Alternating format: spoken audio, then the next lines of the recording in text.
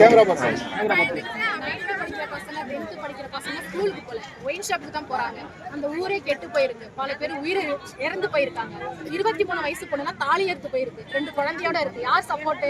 இதுக்கு யார் நஷ்டடி எடுத்துக்க போறீங்க? எங்களுக்கு ஃப்ரீ போனோம்னா எனக்கு எதுவுமே வேண்டாம் சார். தயவு செய்து இந்த டாஸ்மார்க் எடுங்க. இந்த டாஸ்மார்க் எடுத்து நிம்மதியா வாழ விடுங்கன்னு நாங்க சொல்றோம். பக்கத்துலயே பள்ளிக்கூடம் இருக்கு. நீங்க யோசிக்கிறது இல்லையா? இந்த இடத்துல வைக்கலாமா வைக்க கூடாதுன்னு சொல்லி நீங்க யோசிக்கிறது இல்லையா? பக்கத்துலயே பள்ளிக்கூடம் தானே இருக்கு. பள்ளிக்கூடம் படிச்சுட்டு வர பிள்ளைங்க எந்த வழியா போவாங்க? நீங்க எந்த இடத்துல வச்சிருக்கீங்க? ஜெயங்கொண்டத்துல வச்சுக்கோங்க சார். எங்க காலியான நிறைய இடம் கிடக்கு. கோர்ட்டு பழைய கோர்ட்டு காலியா தான் இருக்கு. அங்க வச்சுக்கோங்க.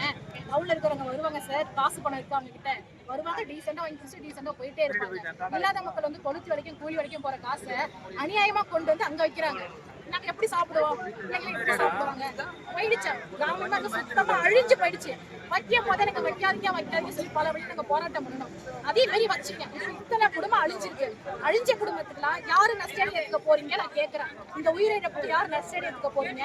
இந்த வருடமாவது குழந்தைங்களுக்கு நாங்க கல்வியை கொடுக்கணும்னு நினைக்கிறோம்.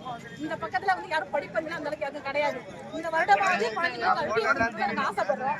எங்க இந்த பிள்ளைங்க படிச்சு எங்க இருந்து வரோம்? அதான் விடிஞ்சதுதான் பிள்ளைங்க அந்த பையன் வெளிச்சத்துக்கு போயிடுது. பேரண்ட்ஸ் எல்லாம் தப்பா கெட்ட வார்த்தை சொல்லி பேசுது. இதுக்கு யாரு சார் பர்மிஷன் கொடுக்குறீங்க?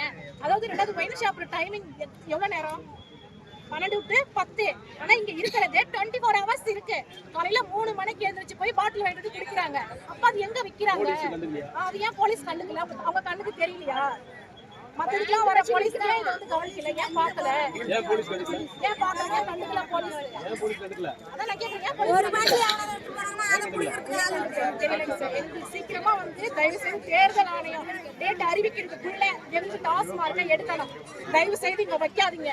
இதுக்கு மேலேயாவது வந்துட்டு இந்த கிராமம் நல்ல முறையில ஒழுக்கமாவும் நிம்மதியாகவும் வாழணும். என்னோட பேர் சத்யா. நானும் பாதிக்கப்பட்ட ஒரு பொண்ணு தான்.